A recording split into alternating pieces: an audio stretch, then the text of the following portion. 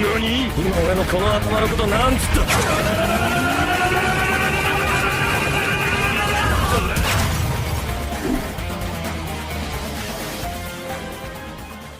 Yo, what is up, ladies and gentlemen? Welcome back to the channel. Today we're going to be reacting to the K-pop industry ruins lives by salary. Shout out to my best friend Not Blake on Discord. If you want me to react to stuff, be sure you're active on my Discord, or if you want, you could also join my Patreon. Anyways, I've been talking too much. Y'all weren't here for me to talk. Y'all were here for me to react to this video. So let's go. This video is sponsored by Skillshare. I don't give a hell. That's a pretty cool intro. The K-pop industry is a colossus that's become South Korea's biggest cultural export. In 2018, K-pop contributed $3.8 billion to the country's GDP. A figure that's impressive on its own, but what's truly mind-blowing is that that money was brought in by the boy band BTS alone, so it doesn't account for the whole industry. Despite the fact that the majority of the world doesn't speak Korean, K-pop has transcended cultural barriers thanks to its fusion of modern stylings and a nostalgic callback to the boy bands and girl bands of the 90s and early 2000s. These artists are aspirational. They are talented singers and dancers with gorgeous looks, perfect hair and skin, amazing outfits, and they're adored. Amazing outfits? That's debatable sometimes. by hundreds of millions of people across the world. Everything about their presentation is immaculate, from their public image to their seamless choreographed synchronized dance moves. Every aspect of them screams that they are an idol worthy of your attention and indeed your money. K-pop bands have even had a presence in the diplomatic world. CL and EXO performed at the closing ceremony of the 2018 Pyeongchang Winter Olympics. South Korea's president Moon Jae-in invited Red Velvet were the first South Korean band in over a decade to perform in North Korea. When the Panmunjom Declaration for Peace, Prosperity, bro, look at that, bro. It's so scary. Of the Korean Peninsula was signed in 2018. I'm surprised they even spoke at the. Delivered a speech at the UN. I'm surprised they even spoke at that place. Jesus Christ, dude. Picture that K-pop is huge, ridiculously. RM looked good in that suit. I mean, everyone looked good in that suit. Hold up. However, given the importance of the genre, one might expect that the performers within it would be treated shout out to Kang Daniel Paranoia. Respect they deserve. Unfortunately, this is not the case. At this point, we're all very aware that the artists in creative industries such as music have been subjected to cruel treatments. Yes. Not just from fans and the press, but their labels and management too. In the West, we've recently become a bit more mindful of how we treat artists, but for the longest time, we were more than happy to hold performers to an impossibly high standard, while ignoring the fact that they were still human beings. In recent months, you may have heard of the Free Britney movement, which brought to light how Britney Spears has been under conservatorship by her father since her public breakdown in 2008, where she shaved her head and attacked a journalist's car. This didn't occur out of nowhere though. Britney Spears had been under the spotlight for years prior to this. Oh yeah, she broke down. Of her life had been scrutinized since I don't even blame her, man. And as this was happening, I'm surprised more K-pop idols haven't been breaking down. She had to hold up the veneer of a happy, well-adjusted star with a perfect life. Many idols within the K-pop industry are going through a similar treatment, where they're required to present themselves to the public as the label sees fit. This includes control over how they look, how they act, how they speak, and even the kind of relationships that they're in. On the surface, idols may be living the kind of lives that most of us would love to have. They're adored worldwide. They bring people. I would not want to be an idol, man. Too much work, and I love food, so I would definitely not fit their body stereotype. Should I say? To do all this while looking incredible and hanging out with their closest friends. But it's all manufactured, and like with many products, there's a human cost to their creation, a cost that has very tragically been fatal to some idols. Yep. Unlike other artists in the music industry, the majority of K-pop idols don't get into the industry by having a stage presence beforehand. They don't tour, release demo albums, or wait to be noticed by a scout. Instead, music labels will host auditions for those who wish to get into the industry. On paper, this may sound like a good idea given how it can be notoriously difficult to get signed. But in reality, this process is far more egregious. Those who audition are typically as young as 10 to 13 years old and have little autonomy of their own. Some may ask their parents to allow them to audition so they can become like the performers they idolize, but there are those who are coerced into into becoming an idol by their parents in hopes of attaining fame and wealth. That's trash. Regardless, this is a life-changing decision that's made at an extremely young Shout out age, to that guy. but Okay, this works to that guy the busting it. advantage of the label. Is that Nyan? By signing someone so young, it means that they're essentially able to mold a lump of fresh clay into whatever shape they would like, from their physical appearance to their personality. Those who are chosen to be idols can end up having to endure an intensive training regimen, which can last over 5 years. Yep. Their Or 10 years if you're Jihyo. dancing and singing practice sessions can start as early as 5 a.m. and go into the night as late as 10 or 11 p.m. Oh, beautiful. They can also Nice. be placed on extreme or fad diets that don't have enough calories or nutrients to support their already physically demanding lifestyle. And when paired with an extensive daily workout routine, many idols have fallen ill or ended up being exhausted. In fact, the sight of seeing an idol faint while in the middle of a live performance isn't uncommon. As shocking as it may be to witness a performer collapse in front of the cameras or an audience of thousands, it's made all the more disturbing when their bandmates continue dancing and singing, Because they have to. unfazed by the sight of a limp body. The They have diets to. of K-pop singers could be considered the bare minimum that most people could survive on, and nowhere Let me know in the comments below if you guys are okay with idols being thicker. Personally, I wouldn't really care. I'm mostly in it for the music. You know, say if Chung Ha was a bit thicker or a bit bigger, I personally wouldn't care. near enough for someone undergoing the rigorous routines of a K-pop performer. For example, the singer IU revealed back in 2013 that she adopted a diet that consisted of an apple for breakfast, 2 sweet potatoes for lunch, and a protein shake for dinner. She claimed that this helped her lose 5 kilograms in the space of 5 days, or 11 pounds. Girl, I think you need to generous gain 5 estimate for the kilograms. caloric Jesus intake Christ. for this would be a paltry 619 calories per day, less than half the recommended daily allowance for women. No, I think the actually recommended daily allowance for women is 1,200 at the very minimum. For men, it's 1,600. This is a lot. 2,000 is a lot for some women, actually. IU also revealed that she had become bulimic after experiencing anxiety, self-doubt, and self-hatred, and most of her days would involve her eating excessively, sleeping, and then vomiting. Thankfully, IU eventually addressed her mental health issues by seeking professional help, and although she still associates eating as a stress release, she now Eating is a stress release for everyone. It's so good. Come on, dude. Like, eating is so good. eats healthier. IU isn't an outlier though. Many idols within the K-pop scene have claimed to be on extreme diets for extended periods of time, and as a result developed eating disorders. Includes both male and female performers, but women tend to be scrutinized the most given their fans and, by extension, society holds them to a higher standard of beauty. I will say women are held at a much harsher standard when it comes to beauty and body image. I personally don't think an idol like Shindong could ever happen in the female K-pop industry, ever. According to former K-pop trainee Euodius, this behavior is common to the point of being normalized in the industry, and many girls have to stay under the maximum weight of 47 kilograms or 103 pounds, and disorders such as bulimia and anorexia lead to many of them no longer having periods. To give you What? I did not know that people were not having periods. That is some crazy shit, dude. Oh, no periods? No periods. Are all of them on Plan B? Hell, let me go even further. Are some female idols' tubes tied? more examples, Kang Sora would eat a yogurt and an apple for breakfast, white rice and pumpkin porridge for lunch, and a sweet potato, lettuce, and a slice of toast. Where's the protein in that, sir? Where's the protein? Literally just the yogurt. That's all the protein you got. Oh my, oh no.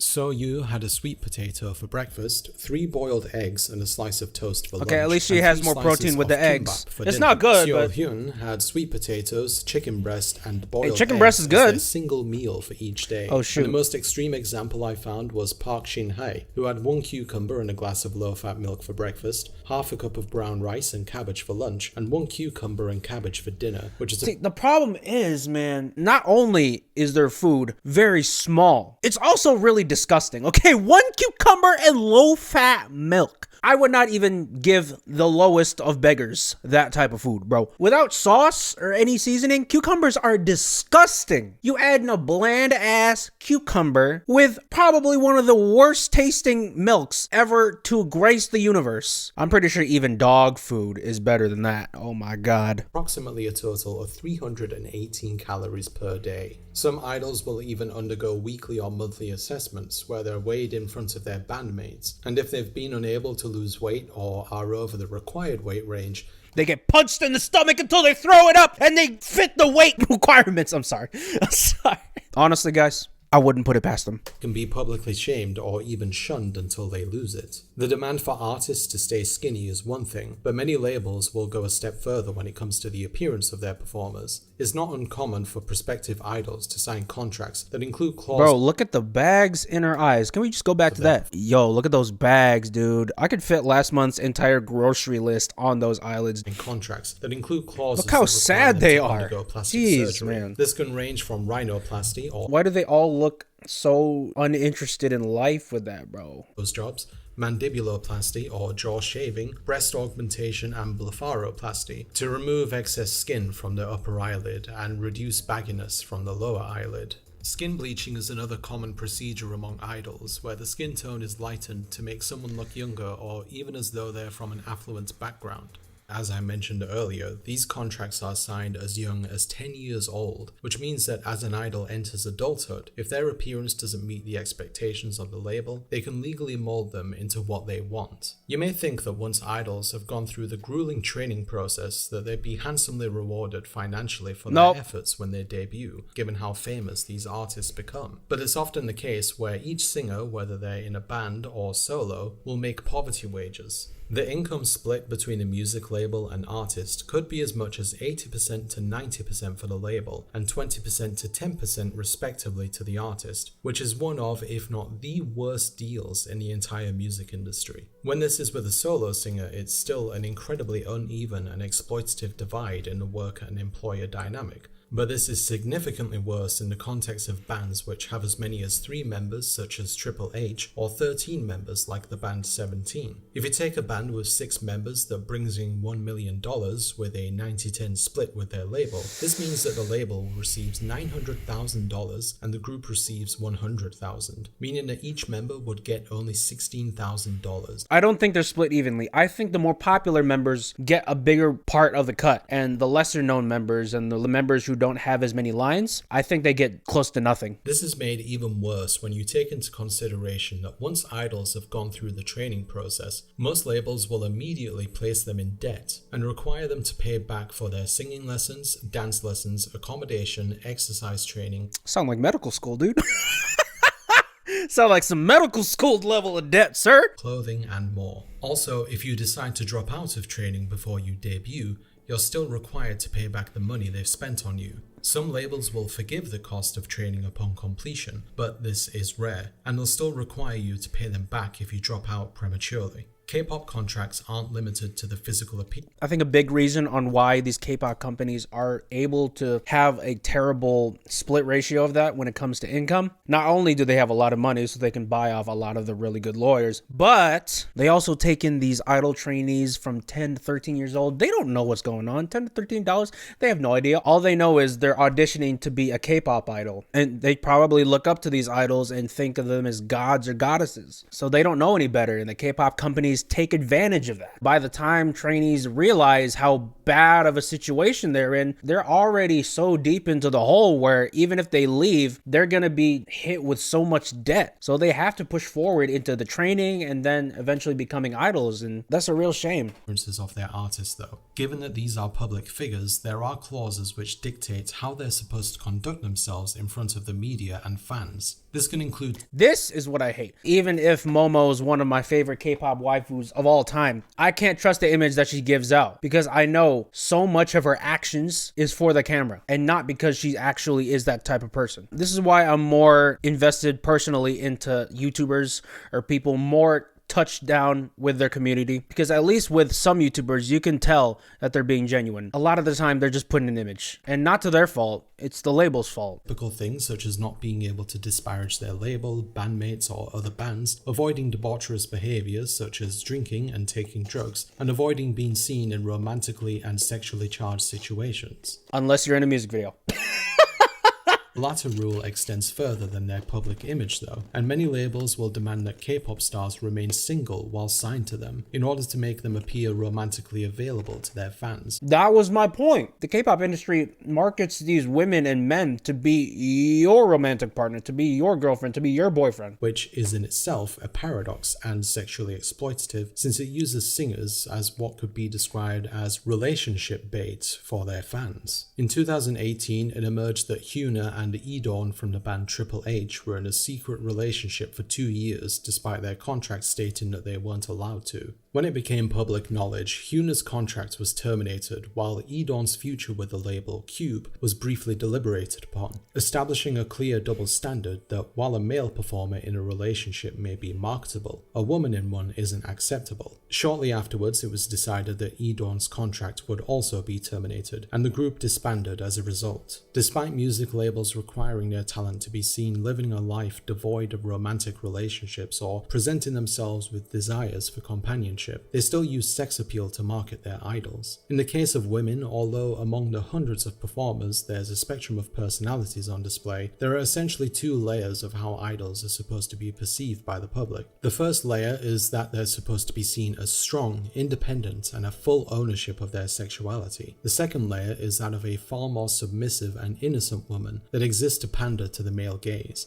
Yeah, I don't like either of those images because they're so exaggerated. Like, I get it. A term used to describe how women in the media are visually crafted by male producers to pander to heterosexual males. Of course, there are people of other genders and sexualities that enjoy K-pop and how idols look and act, but this 2-layer portrayal of women has existed long before K-pop, most notably with pop starlets in the West such as Britney Spears, Miley Cyrus, etc. Both men and women within K-pop are presented in this fashion, but women in particular are often portrayed in a patriarchal context as the paradoxically sexually experienced virgin, and this in turn turns them into a commodity to sell records. I can definitely see that. And the same reason why some people are complaining about patriarchy and how it's a male-dominated society and then proceeds to love these type of music videos when it comes to K-pop. I don't get it. Merchandise. As a result of this commodification, audiences can sometimes fail to consider idols as no more than dolls that exist for their entertainment, removed of any autonomy, devoid of emotions and complexity, ending up in what could best be described as dollification, where the performer is seen as nothing more than a doll. Wow, that's actually really deep. I'm pretty sure people who've seen this music video before this just hit a whole new meaning.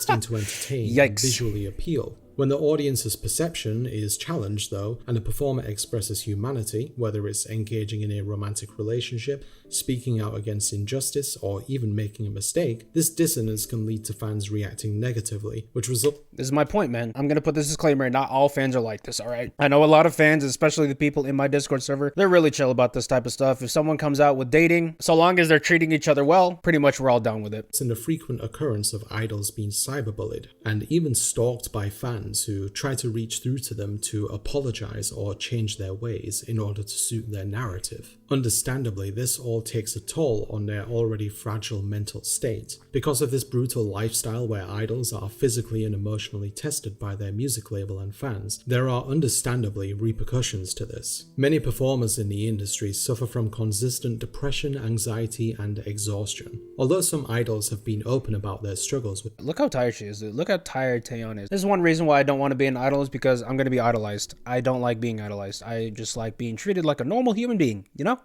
Some of you might say, oh my god, we so treat our idols like humans. Yeah, retweeting a fan cam, gushing about them every single hour of every single day, that's not treating them like a human. And I gotta do this disclaimer again, not all K-pop fans are like this, so hands off the damn keyboard. Mental illness in interviews, there is still very much a taboo, and it's expected of them to maintain a facade of happiness, energy, and perfection for fans. Bear in mind that when K-pop stars are going through the process of becoming an idol, it's during their formative teenage years. It can alter their perception of the world and take a tremendous mental toll. After their debut, they're put in front of the world to be judged by the public, where they have to meet the ludicrously high expectations of their fans and endure criticisms about their appearance, performances, and even sexist remarks on social media. In an article by Teen Vogue about how discussing mental health is a taboo in K-pop, they mentioned that when they reached out to talk to an artist about their hardships, their management outright refused them to ask any questions about it. Suga and RM from BTS have been more open about their struggles with depression and anxiety, and even mentioned that they've been seeking professional help. When talking to the Korean outlet Yonhap, Suga said that anxiety and loneliness seem to be with me for life. Emotions are so different in every situation and every moment, so I think to agonize every moment is what life is. There is some truth to what he says. Being someone who has both of those things, anxiety, loneliness, on top of that, severe depression. Depression, anxiety, and loneliness are one of those things where they're things that don't go away. They're going to be with you for life. They're always going to be in the back corner of your mind, even if you're the happiest you can be. Now, how do you deal with that? Working out? Hanging out with friends, hanging out with your family, reflecting on yourself regularly. Doing all those basic health things, in my opinion, is the best way to deal with depression, anxiety, and loneliness. Members of BTS are a rare exception in the industry though, as their label has given them far more way in the space of their personal life and even creativity, going as far as to allow them to take 2 months holidays. However, BTS aren't under one of the big 3 K-pop labels, YG Entertainment, SM Entertainment, and JYP Entertainment. Despite BTS's tremendous success, these 3 labels are the most successful in the industry, with some of the biggest bands signed to them. They also have a reputation for treating their artists poorly, putting them through extreme training processes like the ones mentioned, along with maintaining their personal lives and public image. Like many other East Asian countries, South Korea has an unhealthy tendency to ignore mental illness and mental health. South Korea has one of the worst approaches to mental health in the industrialized world,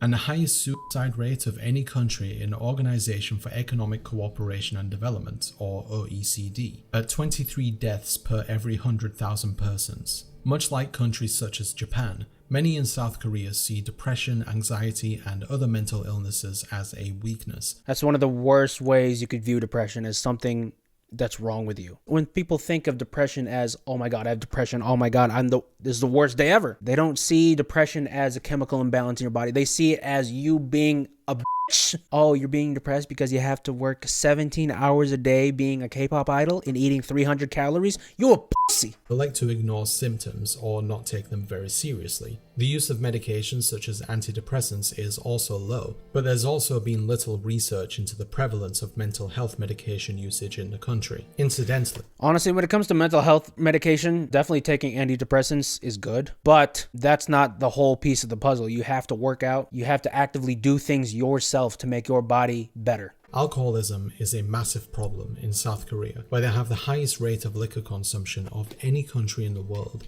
averaging at 14 shots per person per week, which is double the rate of Russia. Despite being adored by millions across the world, K-pop idols aren't immune to a culture that routinely refuses to acknowledge mental illness, and as a result, there has been an alarming rate of artists that have taken their lives due to the demands of the industry, and a lifestyle that denies them of their autonomy, emotions, and intimacy. In December 2017, Jonghyun, real name Kim Jong-hyun, from the band SHINee, took his life, and in a note he left behind, he mentions how the pressure of being a celebrity in South Korea drove him to depression. Kim also wrote that his doctor had previously blamed his personality for his inability to escape his depression.